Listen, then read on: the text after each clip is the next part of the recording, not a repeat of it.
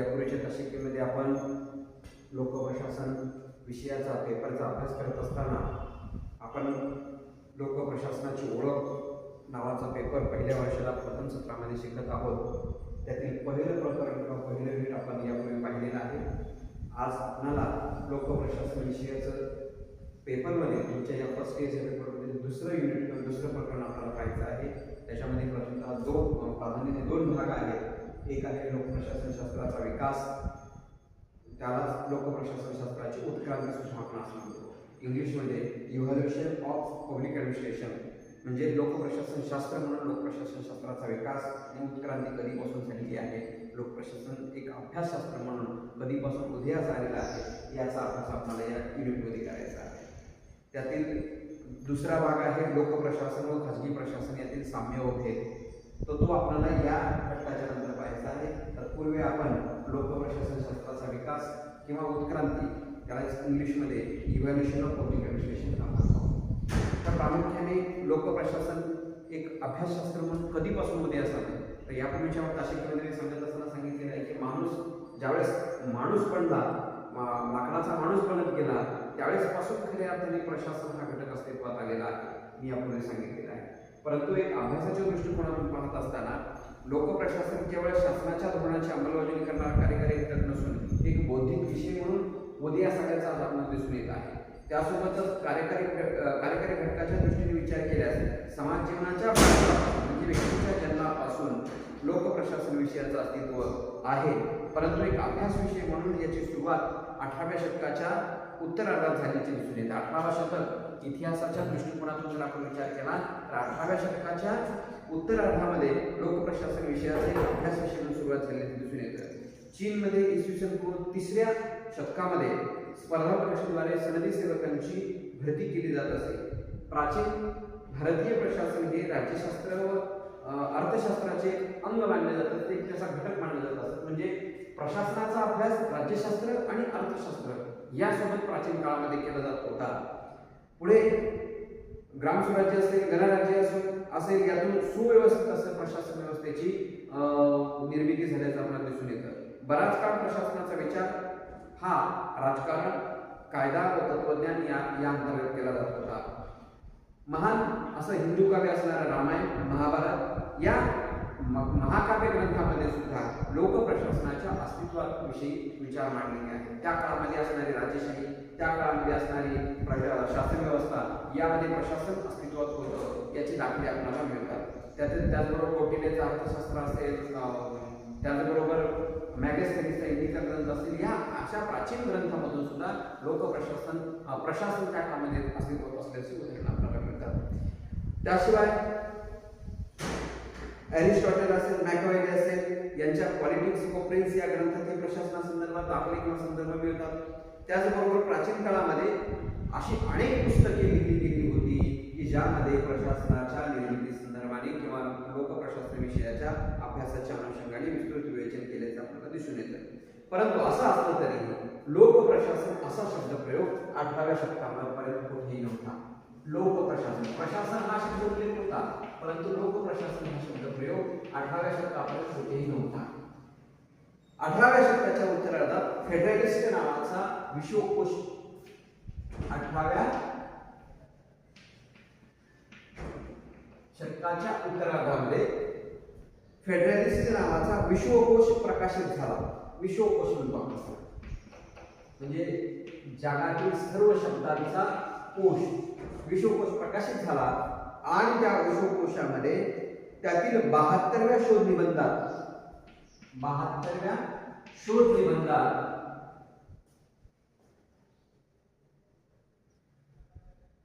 अमेरिकेचे पहिले वित्तमंत्री अलेक्झांडर हॅमिल्टन, आपण हॅमिल्टन म्हणतो, अमेरिकेचे पहिले वित्तमंत्री हॅमिल्टन यांनी लोकप्रशासन या शब्दाचा सर्वप्रथम उच्चार केला. त्याचा अर्थ व व्याप्ती त्यांनी स्पष्ट केली. तुम्हाला जर असा प्रश्न विचारला की लोकप्रशासन या शब्दाचा सर्वप्रथम उल्लेख कोणी केला तर त्याचं उत्तर आहे हॅमिल्टन. कोणत्या विश्वकोशामध्ये केला? फेडरलिस्टमध्ये केला. कधी केला? 18व्या शतकाच्या उत्तरार्धामध्ये 72व्या शोध निबंधामध्ये या विश्वकोशातील 72 शब्दबद्धामध्ये हॅमिल्टन यांनी लोकप्रशासन शब्दाचा उच्चार सर्वप्रथम केला. म्हणजे जगामध्ये लोकप्रशासन हा शब्द सर्वात प्रथम कोणी केला असेल तर तो हॅमिल्टन यांनी केला. पुढे 1812 मध्ये फ्रेंच अभ्यासक चार्ल्स जीन बोनी यांनी 1812 मध्ये फ्रेंच विचारवंत चार्ल्स जीन बोनी यांनी लोकप्रशासनावर प्रथमतः स्वतंत्रपणे एक पुस्तक लिहिलं. त्याचं नाव होतं प्रिन्सिपल्स ऑफ ऍडमिनिस्ट्रेशन पब्लिक. लोकप्रशासनावरचं पहिलं पुस्तक प्रिन्सिपल्स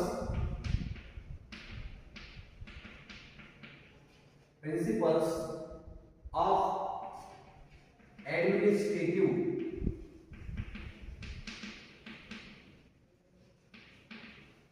पब्लिक असं एक पुस्तक त्यांनी दिलं. हे लोकप्रशासनाच्या अनुषंगाने पहिलं पुस्तक यांनी चार्ल्स जीन बोनी यांनी लिहिलं. अशा प्रकारे लोकप्रशासन विषयाचा अभ्यास अन्य विषयाबरोबर बराच काळ होत राहिला, परंतु त्याची स्वतःची ओळख निर्माण होऊ शकली नाही. एक क्रिया म्हणून लोकप्रशासन खूप प्राचीन आहे, परंतु अभ्यास शाखा म्हणून त्याचा उदय व विकास 19व्या शतकात सुरू झाल्याचं आपल्याला दिसून येतं. 19व्या शतकात अमेरिकेत जॅक्सन यांनी लूट पद्धती, अमेरिकेचे तत्कालीन राष्ट्राध्यक्ष 19व्या शतकाच्या उत्तरार्धामध्ये जॅक्सन यांनी लूट पद्धतीची सुरुवात केली. लूट पद्धतीमध्ये अकार्यक्षमता व भ्रष्टाचारासारख्या समस्या निर्माण झाल्या आणि त्यामुळे एक स्वतंत्र अभ्यास विषयाच्या रूपामध्ये लोकप्रशासन विषयाचा अभ्यास करणं लोकांना आवश्यक वाटू लागलं. म्हणजे 19व्या शतकामध्ये अमेरिकेचे तत्कालीन राष्ट्राध्यक्ष, आताच मी तुम्हाला नाव सांगितलं त्यांचं, जे की जॅक्सन यांनी लूट पद्धत सुरुवात केली.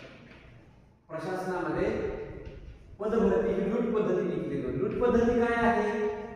त्यालाच आपण मलिदा पद्धत सुद्धा म्हणतो, त्याला स्पॉइल सिस्टीम म्हणतो. लूट पद्धत काय आहे तर ज्याचं शासन निर्माण झालेलं आहे, ज्या पक्षाचं शासन त्या देशावर राज्य करत आहे, प्रशासनातील घटक सुद्धा, अधिकारी सुद्धा त्याच पक्षाच्या विचाराशी सहमत असणारे किंवा त्या विचारधारेचे नेमले जातील. म्हणजे जितका शासनाचा कालावधी 4 वर्ष तितकाच प्रशासकीय अधिकाऱ्याचा कालावधी सुद्धा असेल. म्हणजे एक प्रकारे शासनकर्ते तेच, राज्यकर्ते तेच आणि प्रशासनातील अधिकारी सुद्धा तेच, अशा प्रकारची व्यवस्था जॅक्सन यांनी केली. त्याचा परिणाम काय झाला तर जे नवतरुण शिकलेले होते, जे स्पर्धा परीक्षेची तयारी करत होते, जे अभ्यास करत होते, त्यांचं काय झालं की त्यांना नोकऱ्या मिळणं दुरापास्त झालं आणि मोठ्या प्रमाणात बेरोजगारी वाढली, भ्रष्टाचाराचं प्रमाण वाढलं. यामुळे प्रशासनामध्ये कुठंतरी असे वाटलं प्रशासनाच्या अभ्यासकाला की लोक प्रशासनाचा अभ्यास नव्याने करण्याची गरज आहे. प्रशासनामध्ये काय सुधारणा घडवून आणाव्यात यासाठी लोकप्रशासन शास्त्राने पुढे पुढाकार घेतला पाहिजे असं अनेक अभ्यासकांना वाटू लागलं. आणि त्याचाच धंदा म्हणून 1887 मध्ये खऱ्या अर्थाने अमेरिकेमध्ये लोकप्रशासन विषयाचा जन्म झाला असं आपल्याला म्हणता येईल. प्राध्यापक वुड्रो विल्सन हे अमेरिकेचे नंतर राष्ट्राध्यक्ष झाले होते. प्राध्यापक वुड्रो विल्सन त्याला म्हणतो आपण, त्यांचं नाव आहे. यांनी 1887 मध्ये एक ग्रंथ, एक पेपर लिहिला. तो आपण विकासाच्या कालखंडामध्ये पाहणार आहोत. आणि त्यावेळेपासून खऱ्या अर्थाने लोकप्रशासन एक स्वतंत्र अभ्यास विषय म्हणून शिकवला जाऊ लागला, अभ्यास केला जाऊ लागला की लोकप्रशासन विषयाच्या विकासाची खऱ्या अर्थाने पार्श्वभूमी आहे. म्हणजे प्राचीन काळापासून लोकप्रशासन एक शास्त्र म्हणून, अभ्यास विषय म्हणून कशा पद्धतीने विकसित होत गेलं ही त्याची थोडक्यात पार्श्वभूमी आहे.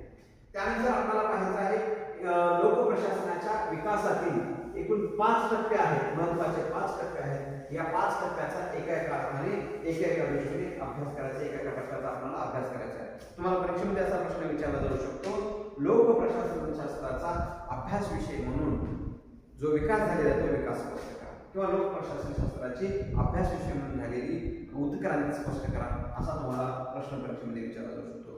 प्रस्तावना करत असताना मी जे आता तुम्हाला प्रस्तावना सांगितली त्या पद्धतीने तुम्हाला प्रस्तावना लिहावी लागेल. आणि त्यानंतर लोकप्रशासनाच्या अभ्यासाचे जे 5 कालखंड आहेत, 6वा कालखंड विज्ञान आहे तरी चालतो, परंतु लोकप्रशासनाच्या अभ्यासाचे जे 5 कालखंड आहेत त्या 5 कालखंडाचा अभ्यास आपल्याला करावा लागेल. त्यातील एका कालखंडाचा आपण अभ्यास इथे करूया. पहिला कालखंड आहे 1887 ते 1926.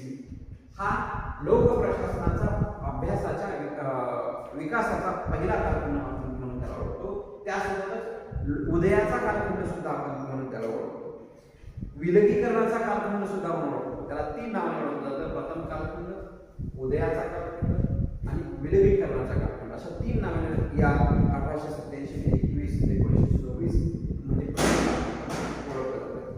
लोकप्रशासनाचा एक अभ्यास विषय म्हणून स्वतंत्र, लोकप्रशासन एक अभ्यास विषय म्हणून स्वतंत्र विषयाच्या रूपामध्ये 1887 मध्ये अमेरिकेमध्ये उदय झाला. जून 1887 मध्ये वुड्रो विल्सन यांनी, कोणी? वुड्रो विल्सन यांनी कधी? जून 1887 मध्ये, जून 1887 मध्ये वुड्रो विल्सन यांनी एका मासिकामध्ये द स्टडी ऑफ ऍडमिनिस्ट्रेशन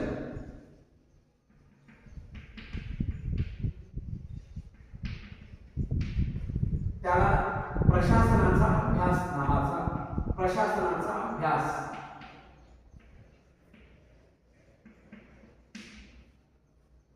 नावाचा एक लेख लिहिला आणि त्या लेखामध्ये त्यांनी लोकप्रशासनाच्या स्वतंत्र अभ्यासाची गरज विषद केली. ते असं म्हणतात की प्रशासनाला राजकारणापासून विभक्त करून स्वतंत्र विषयाच्या रूपामध्ये समाविष्ट किंवा स्वतंत्र विषयाच्या रूपामध्ये त्याचा अभ्यास करणं आवश्यक आहे. म्हणजे पूर्वी काय होतं, लोकप्रशासन हे राज्यशास्त्राला जोडून शिकवलं जात होतं. विल्सन यांनी 1887 मध्ये प्रथम सांगितलं की लोकप्रशासन आणि राज्यशास्त्र हे दोन्ही वेगवेगळे भाग आहेत, त्यामुळे लोकप्रशासनाचा स्वतंत्र अभ्यास केला जावा असं त्यांनी या प्रशासनाचा अभ्यास या लेखामध्ये म्हटलं.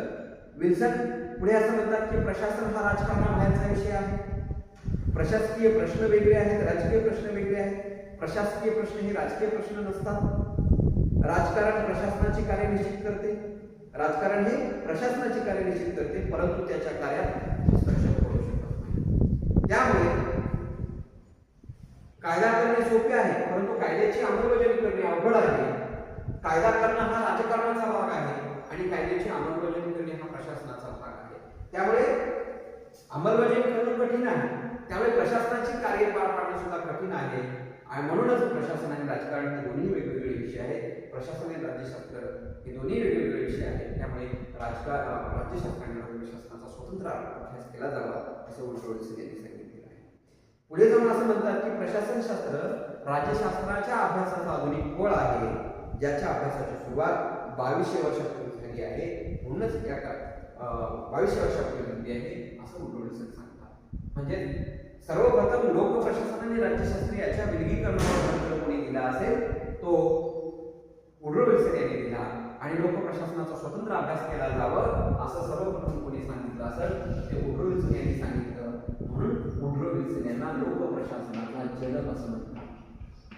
वुड्रो विल्सन यांना लोकप्रशासनाचा जनक असं म्हणतात. अमेरिकेत या काळामध्ये जी काही बेशिस्त निर्माण झाली होती, भ्रष्टाचार निर्माण झाला होता, अर्थव्यवस्थेमध्ये जी काही विस्कळीतपणा आला होता, त्याचबरोबर लूट पद्धतीने प्रशासनामध्ये अनेक प्रश्न निर्माण झाले होते. त्यासाठी त्यावर एक उपाय म्हणून प्रशासनात सुधारणा घडवून आणणे आवश्यक आहे. आणि हा उपाय कोणत्या माध्यमातून असणे चांगल्या पद्धतीने घडवून येऊ शकतो, तर तो म्हणजे प्रशासनाचा चांगल्या पद्धतीने अभ्यास करणं, नव्याने अभ्यास करणं हा त्यावर उपाय आहे. अशा पद्धतीने यावर मत वुड्रो विल्सन यांनी मांडलं. त्यानंतर अमेरिकेचेच एक विचारवंत आहेत फ्रँक जे गुडनाउथ. अमेरिकन विचारवंत आहेत फ्रँक जे गुडनाउथ.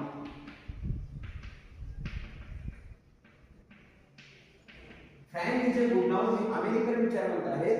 कोलंबिया विद्यापीठामध्ये त्यांनी प्रशासकीय कायदा या विषयाचे ते प्राध्यापक होते.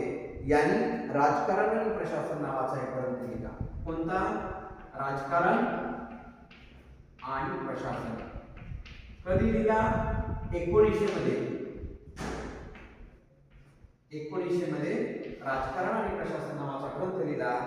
आणि या ग्रंथामध्ये त्याने असं स्पष्टपणे मांडलं की खऱ्या अर्थाने गुडनाउथ आणि विल्सन यांच्या विचारामध्ये साम्यता आहे, थोडासा समानता आहे. गुडनाउथ असं म्हणतात की राजकारण म्हणजे राज्याच्या इच्छा, धोरण यांचं प्रकटीकरण, तर प्रशासन म्हणजे धोरणांची अंमलबजावणी होय. म्हणजे राजकारण काय आहे? ध्येय धोरण ठरवण्याचं काम कोण करतं? राजकारण करतं. आणि त्या ध्येय धोरणाची अंमलबजावणी कोण करतं? प्रशासन करतं. म्हणून गुडनाव असं म्हणतात की ही दोन्ही भाग वेगवेगळे आहेत, त्यामुळे या दोन्ही विषयाचा स्वतंत्रपणे अभ्यास केला जावा असं गुडनाव सांगतात. गुडनावनी या जो ग्रंथ लिहिला, या ग्रंथामुळे त्यांना अमेरिकन लोकप्रशासनाचा जनक सुद्धा म्हणतात. कोणत्या? अमेरिकन लोकप्रशासनाचा जनक.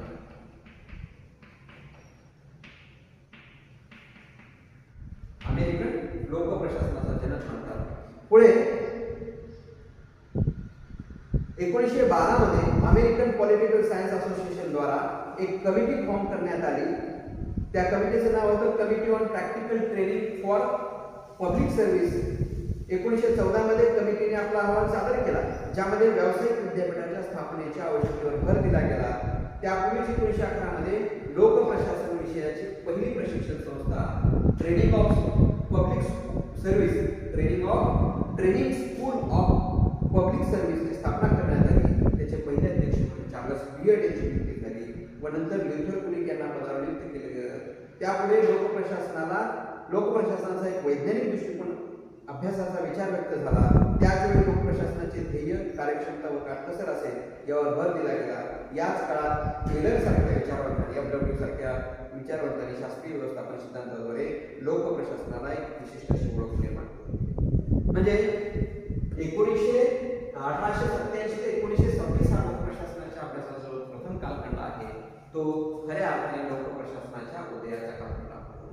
पुढे 1926 मध्ये LD व्हाईट नावाचा एक विचारवंत झाला, प्रशासकीय विचारवंत झाला आणि त्याने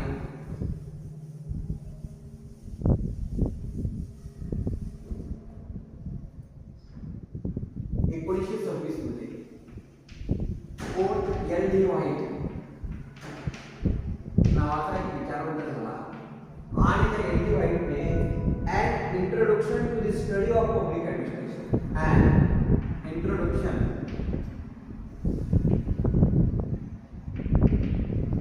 to the study of public administration.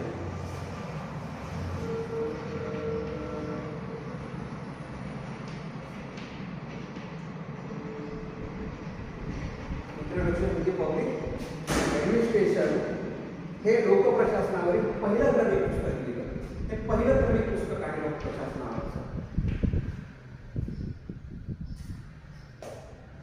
आणि लोकप्रशासनाला राजकारणापासून केवळ विभक्त करण्याचा प्रयत्न केला नाही, तर लोकप्रशासनाचा एक व्यवस्थित, व्यापक व स्पष्ट दृष्टिकोन या LD व्हाईट यांनी आपल्या पुस्तकामध्ये मांडलेला आहे. म्हणजे 1887 ते 1926 या काळामध्ये वुडरो विल्सन असेल, त्याचबरोबर गुडनाव असेल आणि LD व्हाईट असेल, अशा महत्त्वाच्या 3 विचारवंतांनी त्यावर लिखाण केलं आणि लोकप्रशासन राज्यशास्त्रापासून वेगळा अभ्यास विषय आहे अशी मांडणी दिली. त्यामुळे लोकप्रशासनाच्या या प्रथम कालखंडाला लोकप्रशासनाच्या उदयाचा कालखंड आहे. त्यानंतर आहे लोकप्रशासनाच्या अभ्यासामधला, विकासामधला दुसरा कालखंड, तो म्हणजे 1927 ते 1937. लक्षात घ्या, लोकप्रशासनाच्या अभ्यासाचा जो काही विकास झाला त्या विकासाचे एकूण 5 कालखंड आपण पाहणार आहोत. 6वा कालखंड नोंदलेला आहे. 5 कालखंड आपण पाहणार आहोत. त्यातील पहिला कालखंड आपण पाहिला जो की 1887 ते 1926 हा लोकप्रशासनाच्या विकासामधला उदयाचा कालखंड आहे. दुसरा कालखंड आहे लोकप्रशासनाच्या अभ्यासातील विकासातला 1927 ते 1937 हा लोकप्रशासनाच्या विकासामध्ये अत्यंत महत्त्वाचा कालखंड आहे. याला आपण द्वितीय कालखंड म्हणतो. सर्वात महत्त्वाचं म्हणजे खऱ्या अर्थाने लोकप्रशासनाच्या विकासातील अत्यंत महत्त्वाचा प्रभाव या प्रकारे पाहिलं जातं, तो म्हणजे सुवर्ण कालखंड. लोकप्रशासनाच्या अभ्यासातील सुवर्ण कालखंड. त्याचं कारण असं की हा एकमेव कालखंड असा आहे की या कालखंडामध्ये लोकप्रशासनावर खूप मोठ्या प्रमाणात लिखाण झालं. लोकप्रशासनाच्या सिद्धांताचं युग म्हणून सुद्धा या कालखंडाला ओळखलं जातं. या कालखंडामध्ये सर्वात प्रथम 1927 मध्ये प्रिन्सिपल्स ऑफ ऍडमिनिस्ट्रेशन नावाचा ग्रंथ WF विलोबी यांनी लिहिला. WF विलोबी या विचारवंताने लोकप्रशासनाच्या अभ्यासाच्या अनुषंगाने 1927 मध्ये प्रिन्सिपल्स ऑफ पब्लिक ऍडमिनिस्ट्रेशन, कधी 1927 मध्ये प्रिन्सिपल्स ऑफ पब्लिक ऍडमिनिस्ट्रेशन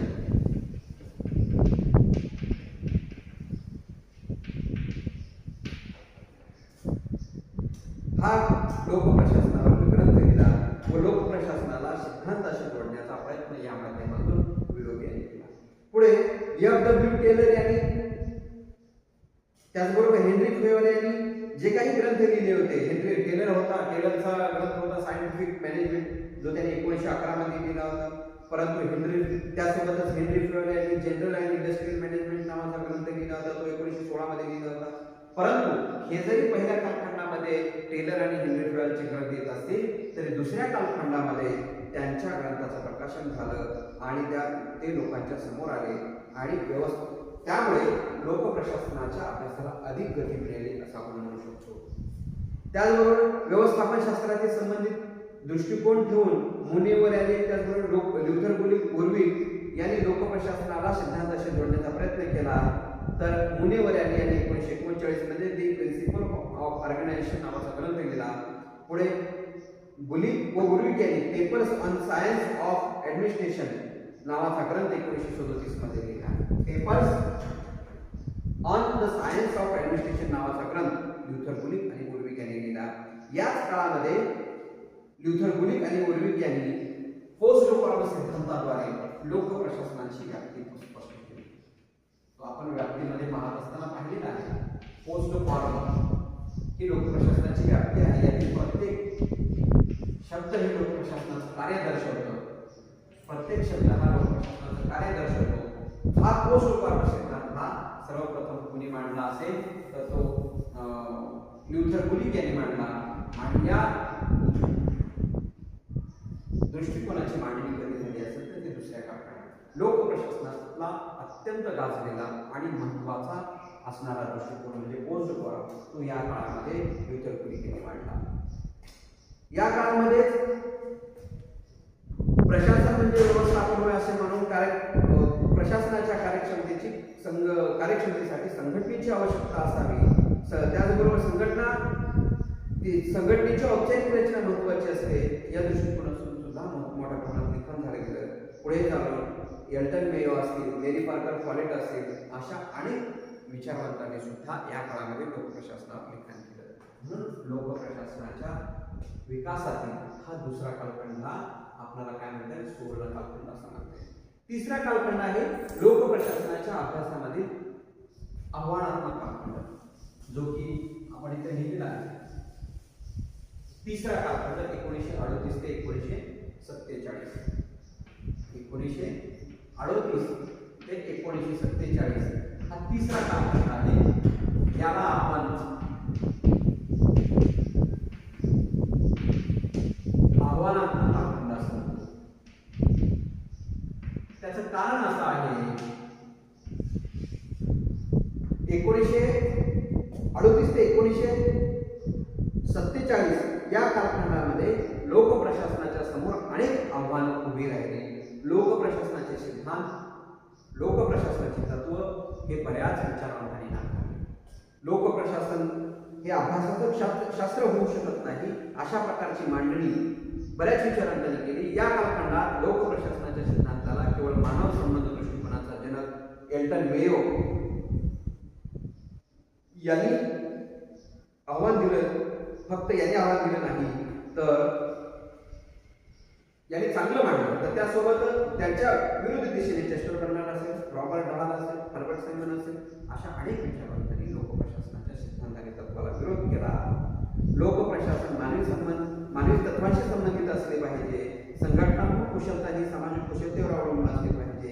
या दृष्टिकोनातून एकीकडे मेयोने मांडणी केली असली तरी दुसरीकडे 1938 मध्ये बर्नार्ड यांनी द फंक्शन ऑफ एक्झिक्युटिव्ह या ग्रंथात संघटनेची व्यवस्था मांडली. या काळामध्ये फक्त आणि फक्त बर्नार्डचं एक लिखाण आहे, द फंक्शन्स ऑफ एक्झिक्युटिव्ह नावाचा ग्रंथ बर्नार्ड यांनी लिहिला.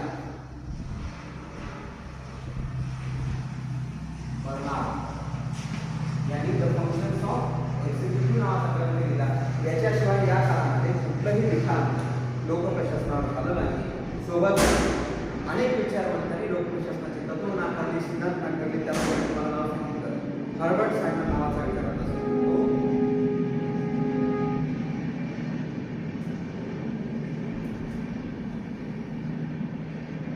हर्बर्ट सायमन नावाचा विचारवंत असं म्हणतो, त्याने एक ग्रंथ लिहिला 1946 मध्ये, प्रोवर्ब ऑफ ऍडमिनिस्ट्रेशन. कोणता विचारवंत? ज्याला की प्रशासनामधलं नोबेल पारितोषिक मिळालेला आहे, तो हा हर्बर्ट सायमन. 1946 मध्ये त्यांनी प्रोवर्ब ऑफ ऍडमिनिस्ट्रेशन नावाचं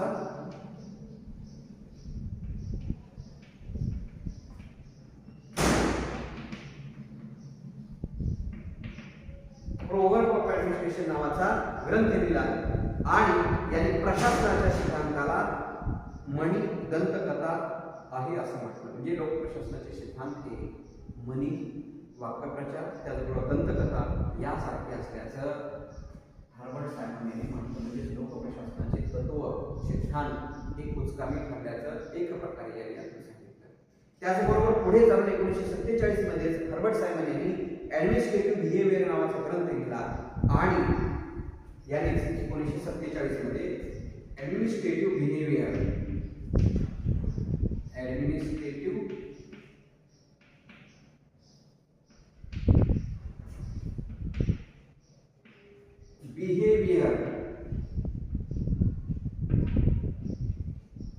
नावाचा ग्रंथ लिहिला आणि या ग्रंथाच्या माध्यमातून प्रशासनात कोणतेही तत्व किंवा सिद्धांत असत नाही असे प्रतिपादन केले. त्याचवेळी रॉबर्ट टहाल यांनी 1947 मध्ये science of public administration the 3 problems हा ग्रंथ लिहिला. Science of public administration 3 problems Robert Dahl यांनी ग्रंथ लिहिला आणि त्यांनी त्यामध्ये असं सांगितलं की लोकप्रशासनाचा संबंध उद्देश आणि मानवी वर्तनाशी आहे. हे दोन्ही मूल्यात्मक असतात, म्हणून लोकप्रशासनाला मूल्यरहित शास्त्राच्या रूपात स्पष्ट करता येत नाही.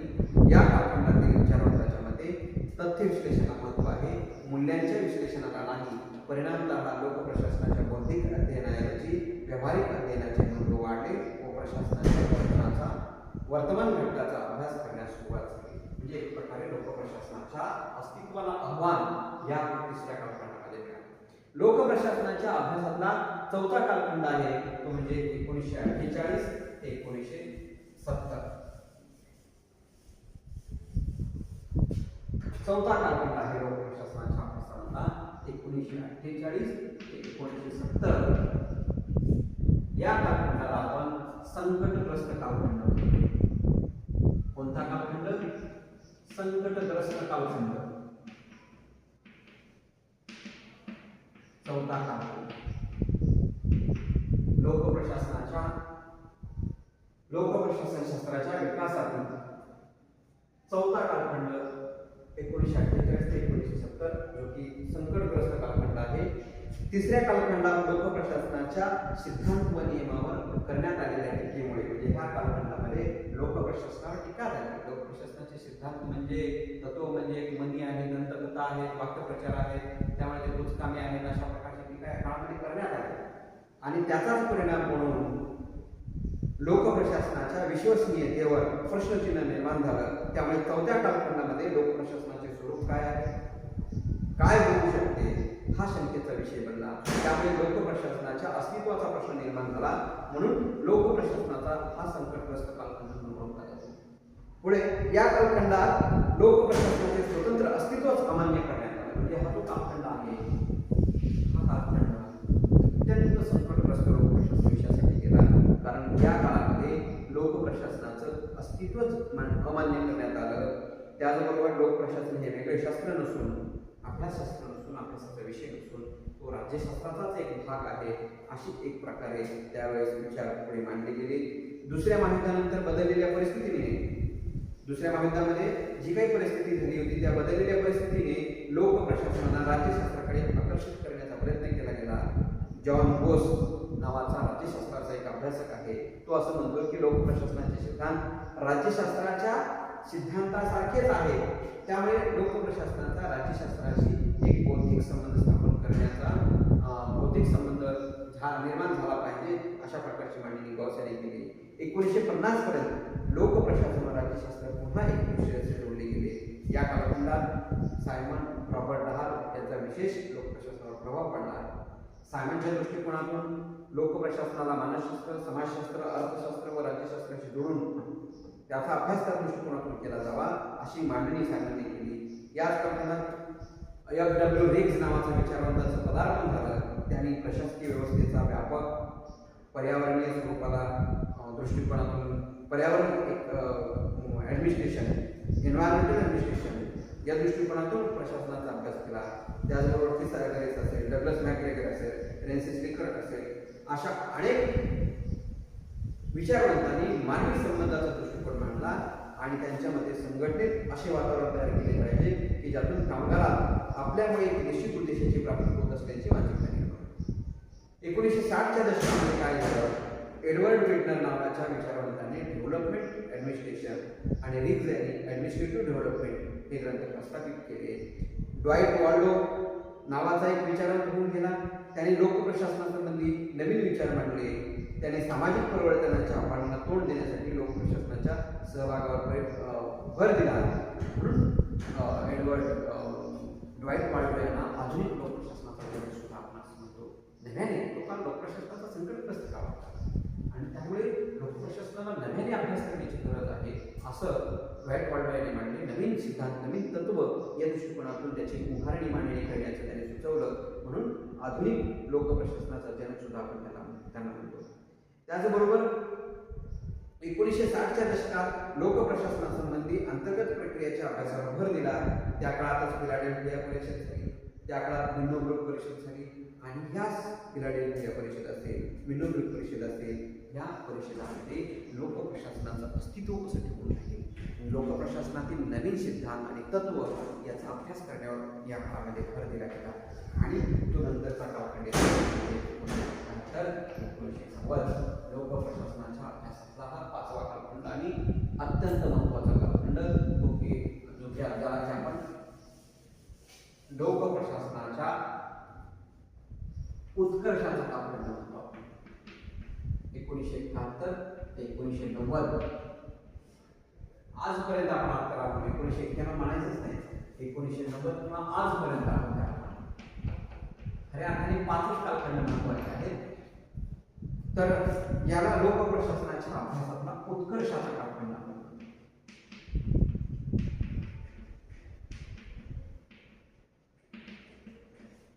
महत्त्वाचा कालखंड सुद्धा त्याला म्हणतो आपण. जो 5वा कालखंड आहे तो महत्त्वाचा कालखंड. का महत्त्वाचा कालखंड आहे? त्याचं कारण असं आहे की या काळामध्ये लोकप्रशासनाला एक नव्याने ओळख निर्माण झाली. मी तुम्हाला आत्ता सांगितलं फिलाडेल्फिया परिषद असेल, त्याचबरोबर मिन्नोब्रुक परिषद असेल, या परिषदामध्ये लोकप्रशासनाचा नव्याने अभ्यास करणाऱ्या नवतरुणांना असं वाटू लागलं की लोकप्रशासनामध्ये जर काही तत्वामध्ये बदल केला तर खऱ्या अर्थाने लोकप्रशासन एक अभ्यासाचा नवीन विषय होऊ शकतो आणि त्यामुळे त्यांनी ह्या दोन्ही परिषदामध्ये अभ्यास करून 1971च्या कालखंडामध्ये नवलोक प्रशासन असेल, नवलोक व्यवस्थापन असेल, अशा प्रकारच्या सुशासन असेल, ई शासन असेल, अशा प्रकारच्या नवीन संकल्पनाची भर पडली गेली आणि लोकप्रशासनाचा नव्याने अभ्यास करण्यास सुरुवात झाली. आणि म्हणून लोकप्रशासनाच्या उत्कर्षाचा आणि महत्त्वाचा कालखंड म्हणून आपण याच्याकडे पाहतो. प्रामुख्याने लोकप्रशासनाला एक परिवर्तन होण्याच्या दृष्टिकोनातून अभ्यास केला जाऊ लागला. लोकप्रशासनाचा संबंध हा धोरणशास्त्राशी जोडला जाऊ लागला. धोरण विश्लेषण असेल, धोरण निश्चिती असेल, या दृष्टिकोनातून लोकप्रशासनाच्या अभ्यासावर भर दिली गेली. त्याचबरोबर लोकप्रशासनात सार्वजनिक धोरण दृष्टिकोनातून एक स्वतंत्र ओळख निर्माण करण्याचा प्रयत्न या काळामध्ये झाला. 1960 ते 1980च्या दशकामध्ये लोकप्रशासनाने आपल्या अभ्यासामध्ये जे बदल केले होते त्यामध्ये संबंधता असेल, मूल्य असेल, समता असेल, परिवर्तन असेल, या दृष्टिकोनातून लोकप्रशासनाचा सुरू झाला आणि जनसामान्यांच्या समाधानाप्रती कार्योन्मुखी दृष्टिकोन लोकप्रशासनाने स्वीकारला. याच कालखंडामध्ये 1971 मध्ये फ्रँक मॅरिनी यांनी toward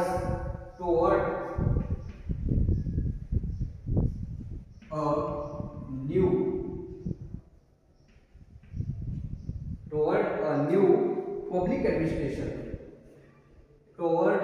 new public administration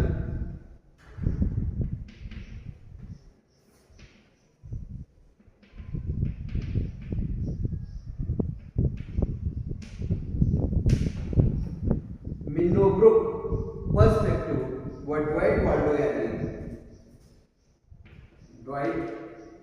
Waldo यांनी public administration in a time of turbulence,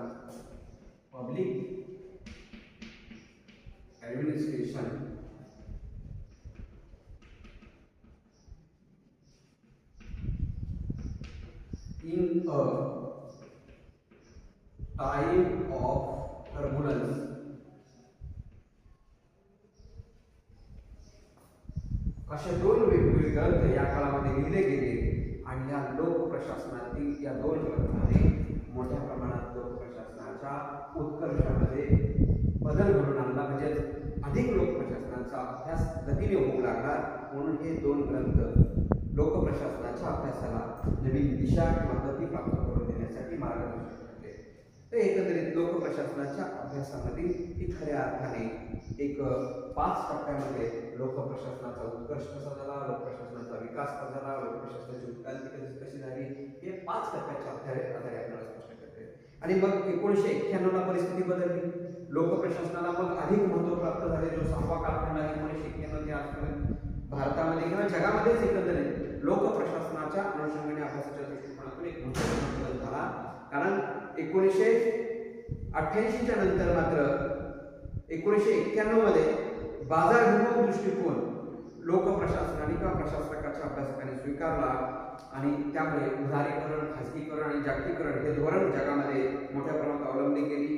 भारतामध्ये सुद्धा LPGचं धोरण तत्कालीन वित्तमंत्री मनमोहन सिंग हे त्या काळात होते. त्यांनी LPG धोरण स्वीकारलं आणि प्रशासनाच्या भूमिकेमध्ये मोठ्या प्रमाणात बदल झाला. प्रशासकावर त्याच्या अभ्यासावर एक वेगळी मोठी जबाबदारी येऊन पडली आणि त्यामुळे हा कालखंड सुद्धा लोकप्रशासनाच्या अभ्यासातला अत्यंत महत्त्वाचा कालखंड आपण म्हणतो. असे 5 ते 6 कालखंड लोकप्रशासनाच्या अभ्यासाचे आहेत. आता भारतामध्ये लोकप्रशासनाची काय स्थिती होती हे थोडक्यात आपल्याला पाहावं लागेल. हे झालं जागतिक दृष्टिकोनातून लोकप्रशासन एक अभ्यास विषय म्हणून लोकप्रशासनाचं अस्तित्व किंवा जी लोकप्रशासनाने नव्याने उभारी घेतली स्वतंत्र अभ्यास विषय म्हणून लोकप्रशासन अस्तित्वात आला ही त्याची थोडक्यात मांडणी झाली. परंतु भारतात लोकप्रशासन विषयाची स्थिती काय आहे, भारतात लोकप्रशासन विषय कधीपासून अस्तित्वात आला ते आपल्याला थोडक्यात पाहायचं. अगदी 2 मिनिटात मी तुम्हाला सांगतो की भारतामध्ये लोकप्रशासन विषयाची स्थिती काय आहे किंवा कशी आहे.